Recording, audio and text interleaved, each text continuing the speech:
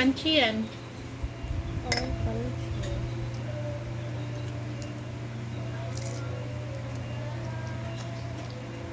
Rice ubo. Tinig ka dyan. Sige. Ano ka, pusa?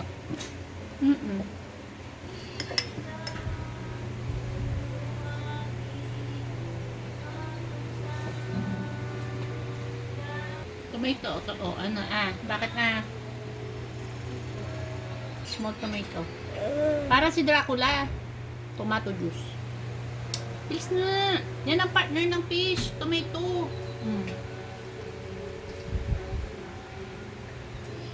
Hi, Dracula from school, please. Yes. Let's